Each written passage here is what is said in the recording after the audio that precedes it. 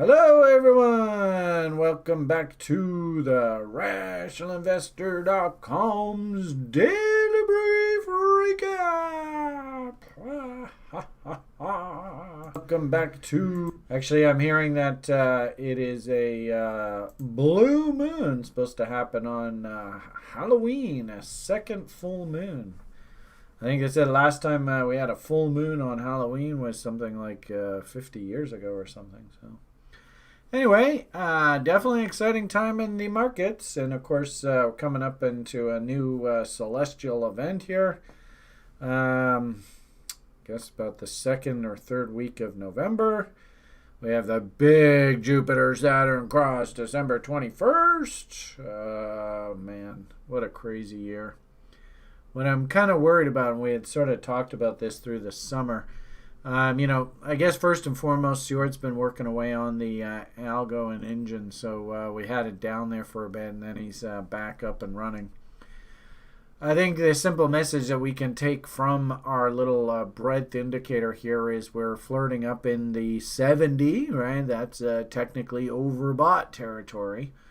I do remember we were flirting at the 50 level there before the engine went down. Then we reconfigured it and then launched it again. Now we're up here in the 70s, and you can see, that looks like a cross. So, a little bit dangerous also, too, if we look at this little crypto fear greed index, 75. Oh, boy.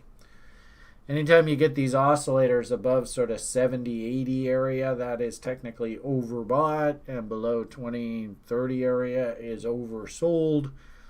So, breadth indicators up here in the 70s. Crypto indicators up here in the 70s. Yeah, things could get a little dangerous here, folks. Actually, I've been putting a lot of time and effort into building spreadsheets that new site members and stuff can just see the whole market nice and clearly. And I put together this spreadsheet that just simply scrapes most actives and what's going on in the market. And wow, we always say that we should probably pay attention when you see indices move more than about 2%. That's sort of the magic number where, we got to start paying attention. And right out of the gate, first thing this morning, is quite shocking, was Germany. When I woke up this morning, it was down about 4% when I woke up. And you can see there's even more selling. Now down about almost 5.5% on the day in one day. And this is what I'm really worried about, because this is exactly the same scenario that happened the last fear cycle apex back in 1980. Recession happens. Americans don't actually have as bad of a recession as the rest of the world. And the global economy just absolutely collapsed in 1980-81. The American sort of based media, the Americans don't do so bad because their shit hitting the fan was 2008. But the rest of the world could really hit the skids hard here over this recessionary period. So, I hate to say it. Like I said, you see major indexes down like 5% on the day. That is huge. Anyway, so fun. Interesting. I always say, there's always a bull market somewhere. There are names popping in this kind of environment, but it's tricky. No doubt about it. It's a tricky environment, and I would go extremely slowly here. A lot of the little names that we bought, the bigger cap names, they're under pressure. And we might get stopped out. Like picked up a little bit of the cruise line stocks there in the summer against their bottoms.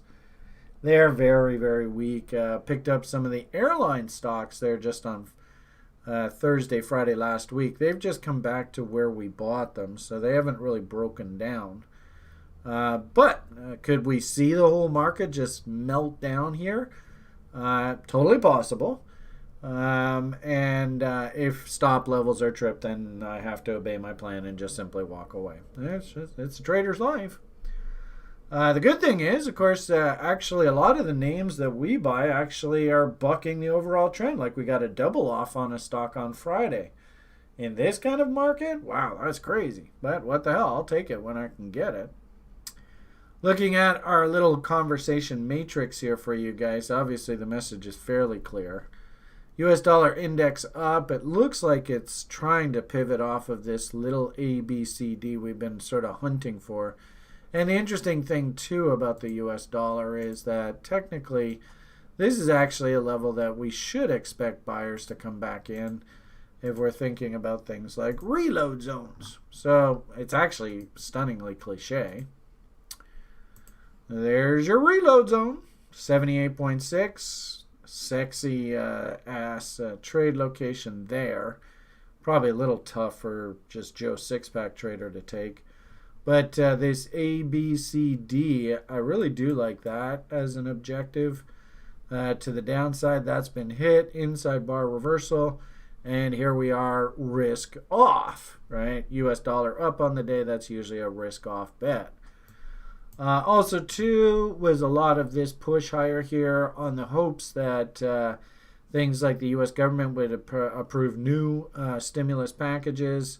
And from what I'm hearing out of the politicians is they're just going to kick everything down the road, kick the can down the road until after the election. Well, so be it. I am hearing a lot of talk now, especially with the public's reaction to the way that the right-wing political party really jammed through this Supreme Court nomination. I don't think that's resonated well with the public. And so as a result, now we're actually getting more and more talk that there could be like just an absolute sweep of the Democrats here in this election. And if that's the case, I can tell you absolutely markets hate when, and it doesn't matter whether it's the stock market or whether it's the commodities markets or whether it's your cryptocurrency markets, the markets hate when one political party runs the entire show. So ironically enough, this is also sort of helping the cause of, well, you know, we're heading into some sort of blow off top here if we haven't already actually hit it. Checking in on that political situation, Mr. Biden still is enjoying a relatively healthy lead here, and the window is running out. And as I said, now it feels as though people in the public are not only thinking about Biden winning the presidency, but they're also thinking about the Democrats taking over control of Congress. If you are a stock market bull, if you are a cryptocurrency bull, you don't really want to see that. But that's just my 2 cents. Guys over in Vegas, what are they thinking?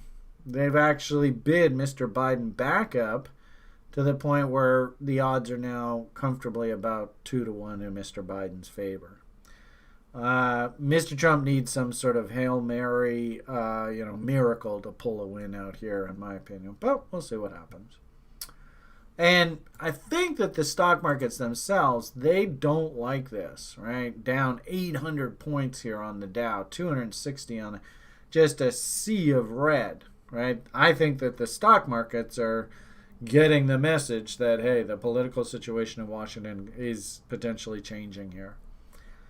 So be aware of that maybe over the next week or two, if Mr. Trump can say, hey, look, I told you, you vote for Biden, stock market's going to collapse. That might get the American public to change, but I think it's probably a little too late now. Anyway, back to our conversation here. Remember, I'm actually a long-term U.S. dollar bull. So I actually like the idea of the U.S. dollar finding its footing in here, but probably more over like a weekly basis. And that's going to set the tone for a very long protracted U.S. dollar bull market, which I actually foresee probably taking us, well back up into the old highs.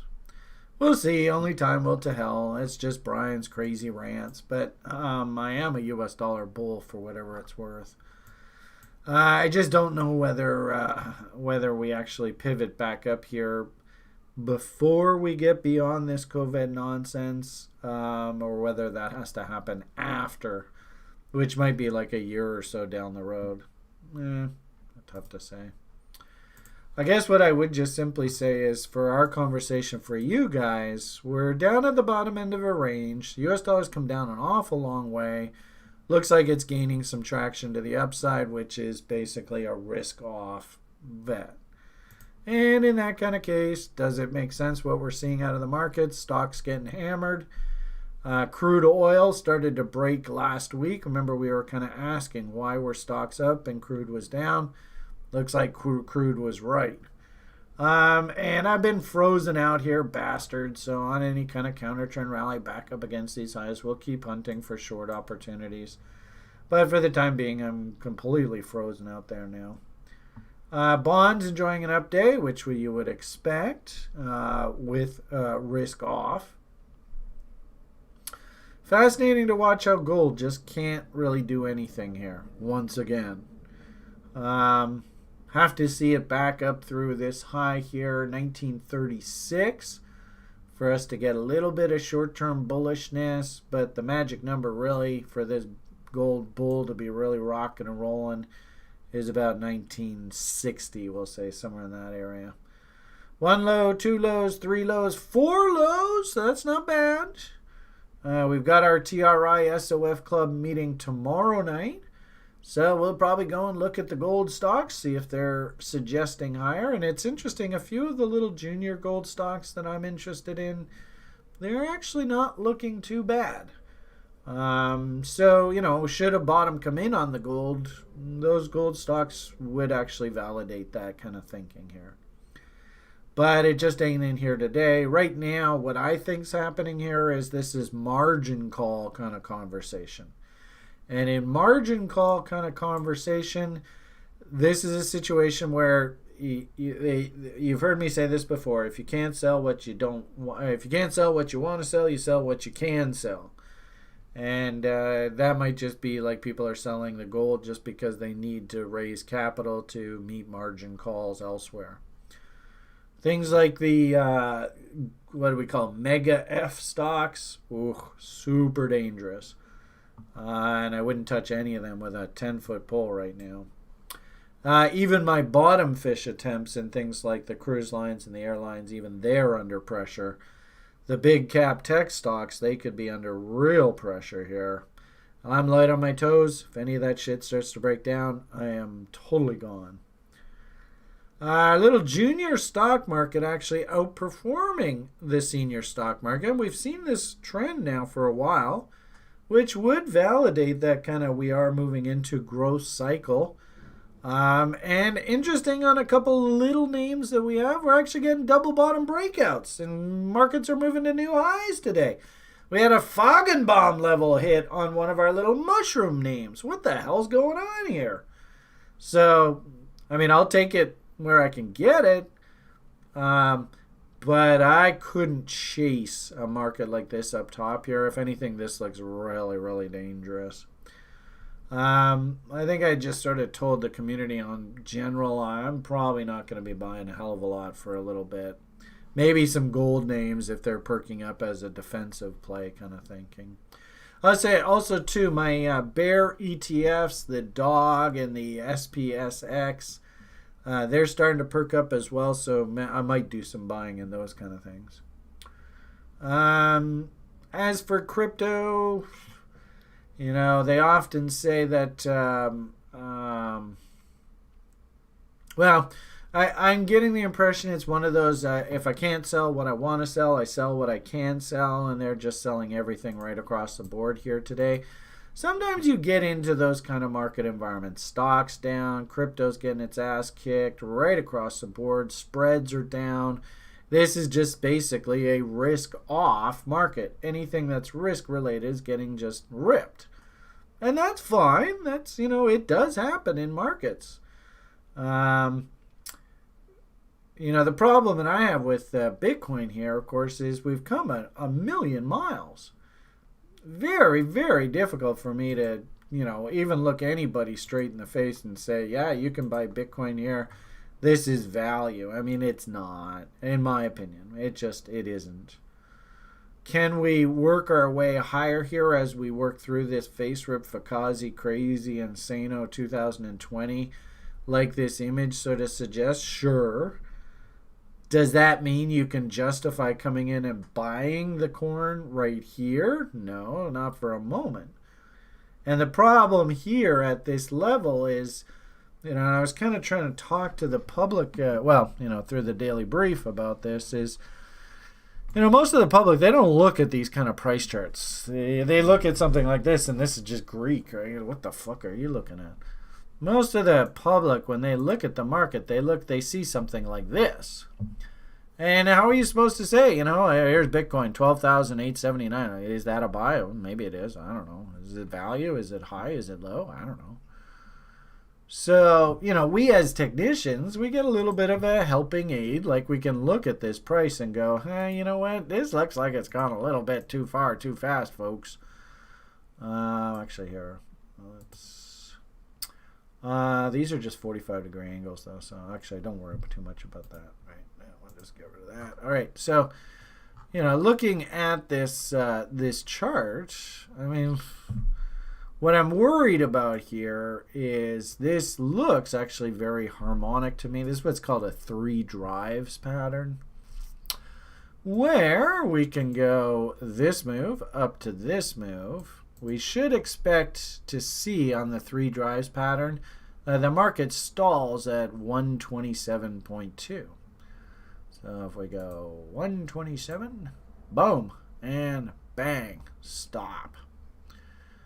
The 3 drives pattern says we have 1 drive, then a 2nd drive, then a 3rd drive, and we're done. So that means if I take my little tool, and actually it's a pretty big tool, but that's between you and me, and we draw another 127. Oh boy. We're getting awfully close to that 127 there. This looks extremely dangerous. What I think is going to end up happening here is it's probably going to be something along these lines. That, the kids are going to be goaded in. No, Bitcoin's a bull. Bitcoin's a bull. It's just, look, it's making higher highs. It's a bull. It's a bull. We look down at the indicators and we go, holy crap, look at all the divergence. Be careful, blah, blah, blah. But I wouldn't be surprised in the short term if we run into a huge brick wall here around this 13,500 area. So be forewarned. If anything, sort of your message of the day is this looks very 3 drivesy. Now, if this is a 3 drives and this is the end of the move, then what we should see is a divergence develop on this push up into this 13,480. So if we go down to maybe something like a 4-hour chart and we pull up our momentum indicators. Let's see, do we have that on here? There we go. So I don't think this is the top because look, we don't really have any clean divergence here. Remember how this developed? It's just the most beautiful divergence. So we don't really have that. This is very messy. I hate when these divs look like this. Huge RSI breakdown. Monstrous RSI div. This is now a really good example, that RSI kind of talk, where you have sort of the first breakdown right through here. And then if you get a second M through the 50 line, that's a pretty nasty signal. So that's what I think's happening here is, if we go 50% just off of this range, what would be a natural retracement just off of this lower time frame range? We go 50% roll, boom, there we go. So 11.5, totally realistic in my eyes here in the short term. Might even, level 1ers are introducing to fibs, so something like a 38.2 top of value, totally realistic. And what I was trying to explain to the site people today is this feels like a Wyckoff check. So my hunch is maybe they bring the market down in some sort of fashion down into here, then one more push, which creates all those divergences on your indicators off the higher time frames, the daily charts and all that kind of stuff. And then that's it. So what does that sort of mean to be doing today? I have no justification whatsoever to be buyer of Bitcoin here. I suppose if I wanted to try and hunt a trade location to get long, I might wait for this 38.2, see if we can get, kind of like this consolidation, higher lows and higher highs. Maybe we can start putting in like bullish bots to take us up top. Still a lot of work. A lot of work. Also, too, something that bothers me about this, and what I could see is a spike up, right? Create the divergence, and then the serious dump down the road. What bothers me here now is this chart. We've been talking about this for a while. This 4-to-1 off the top. Man, market really just fought at this level like a dog. And now, hopefully everybody can see, gee whiz, what are we supposed to think if we see the market smiling at us? That's not a good sign. Again, I do like the idea of some sort of pullback here, correction, just clean this up. And our message to the site people through the daily brief was just like, if you are a bull, that's totally awesome, but you got to wait for all of this shit to clean up. And it's going to be a bit of a waiting game here now. So, as the broader markets clean them up, maybe we do something along these lines. You see how long that takes. If we go, say, boo to boo. And even just, counter trend rally. How long does the top take to develop? I wouldn't be surprised if we're sort of trapped in this kind of conversation. Probably right through to, interesting, the 9th of November. So actually right through the whole election event, we are going to be messing around with this. And if anything, oh my goodness, this is so cliche. Because I even told you on the Brother Chicken show, we had Stanley Druckenmiller. He famously shorted the gold market on the election event, and all it was nothing more than just a counter trend rally back into previous resistance. So I wouldn't be surprised if you actually get something like a dump here, form our base, then a counter trend rally off of whatever the low is, and on election night, watch this reload zone. This is exactly what the gold chart looked like on the election event. Market dumped ahead of it, then rallied into it on election event, and Druckenmiller hit that short, and then following the event, price just collapsed. I would not be surprised to see something like that out of the gold market here. So that's sort of what I'm thinking right now. As a result, obviously, not a hell of a lot to do in shitcoin land. If Bitcoin is kind of pausy, and I think his buddies are also pausy. Yep, Ethereum got whacked. Litecoin fell back below into its channel. Not really a big surprise. It was probably too expensive up there anyway. So, Ethereum getting whacked, Litecoin getting whacked. The altcoins are not doing anything here today. So, not really in a big hurry. And in the short term, I wouldn't be thinking about huge capital gains. If you are interested in crypto, you like the crypto story, this is the way that I would be thinking about it. As you can see right here, this price action even, there's a weekly price chart. It says 1, 2, 3, 4, 5, 6, 7, 8, 9, 10, 11, 12, 13, 14, 15 weeks. What is that? That's like the whole summer. There's basically nothing's happened. I mean, nothing. It's just doing nothing. So, ironically enough, that's actually how I would quantify a lot of investments in crypto is you're placing your bets, and now you just got your money working for you. Non-leverage trading, probably more like Joe six-pack kind of trading, because you do actually have a risk level. Little old ladies, nanny nibbles, man, they just go and accumulate away, and who cares? This thing just trade all over the place down here. That's fine. Point here is that there's no hurry here. This is not a rip-roaring, insane-o, nutso bull market. if anything, this is a slowly accumulate market. And I would imagine a lot of the public, they're going to be freaked out. They're not really going to be in a position to be able to accumulate this stuff into weakness. But if you can, that's usually a pretty good strategy. Okay, I think I'll leave the summary at that. I sure hope I was of some help to you here. Go slowly through this transition window. And, of course, probably we won't really know what the hell the future is going to look like for the next few years until we actually figure out who's driving the bus down there out of the United States of America. That decision won't be made for at least a week or two. Actually, whoa, look at that. 1 week and 1 day.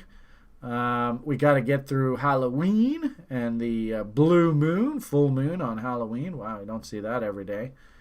And literally probably 2 weeks from now, we'll have a little clearer idea what the hell our future is going to look like. All right, everybody, have yourselves a great day. Hang in there. Go slowly. Don't take no wooden nickels. All right, all the best.